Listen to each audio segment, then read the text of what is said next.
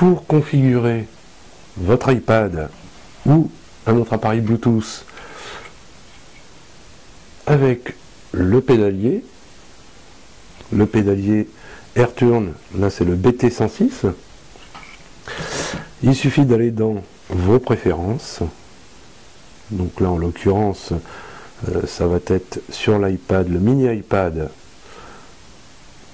Hop, on va dans nos préférences, dans les réglages, on va le voir ici, dans les réglages, on a le Bluetooth,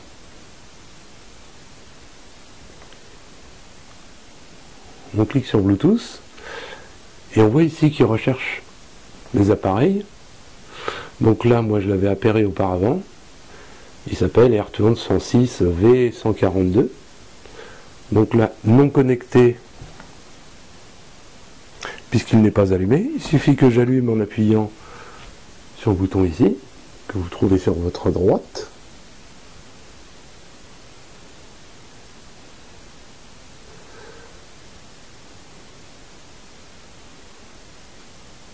Voilà, il clignote. Et on voit directement qu'il est marqué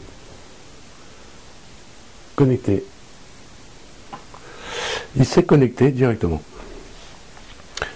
Donc ici je peux sortir des réglages.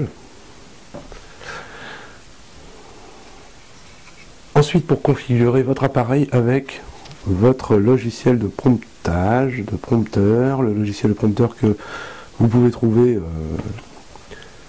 sur le site, prompteuripad.com. Voilà, il tourne dans les deux sens. Là, c'est l'effet miroir, donc c'est à l'envers. On a le prompteur qui défile, donc ça revient. Hop. Là, je reviens sur les configurations. Je prends n'importe quel message. Je fais Start, ça démarre.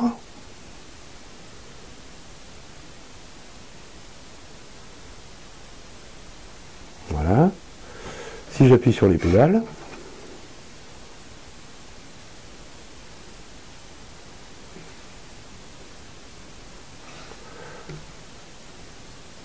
hop, on voit que ça revient. Hop.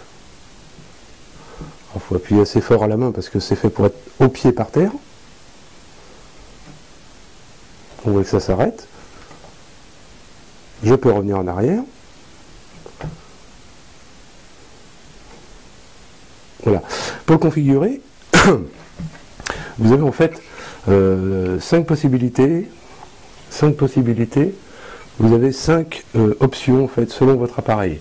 Alors pour savoir quel appareil est configuré, vous essayez position 1, position 2, position 3, 4, 5.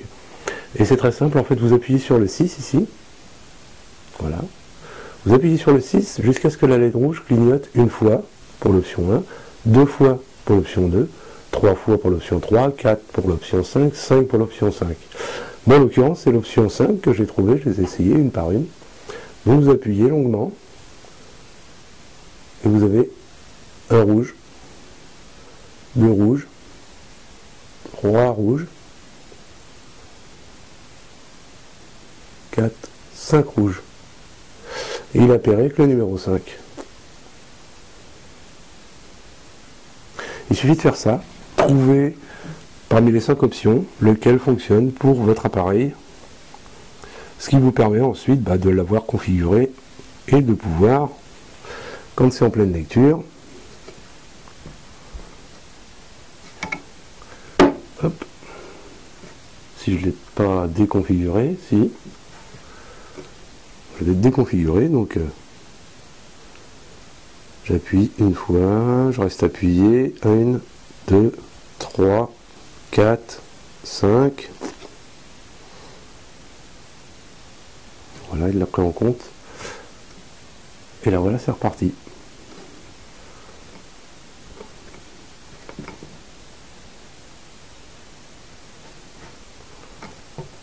Voilà, c'était vraiment pour la configuration très simple, parce que c'est vrai qu'au départ on cherche un petit peu, avec la notice en anglais c'est pas évident. Donc le numéro 6, hein, vous restez appuyé jusqu'à ce que vous ayez une lumière rouge, 2 lumières rouges, 3 lumières rouges, jusqu'à 5 lumières rouges pour pouvoir configurer votre boîtier et l'appairer avec votre appareil. Donc c'est très simple. Ici, vous pouvez enlever justement les deux petites pédales et prendre le petit boîtier, vous décrochez le boîtier, il se décroche tout seul, vous pouvez le mettre dans la poche ou le tenir à la main si vous n'avez pas besoin par exemple du boîtier par terre. Et c'est vraiment très simple. Vous avez ensuite la fiche pour pouvoir mettre la fiche et recharger avec votre ordinateur. Pour l'éteindre, vous appuyez très longuement sur la touche pour éteindre, hein, parce que c'est un petit peu long, il faut attendre un petit peu, il va prendre du temps.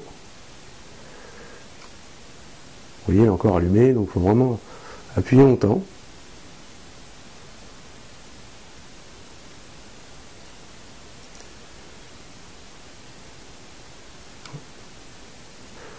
Voilà, il faut appuyer au moins 20 secondes facilement pour pouvoir l'éteindre. Donc ce qui permet de conserver la batterie en bon état.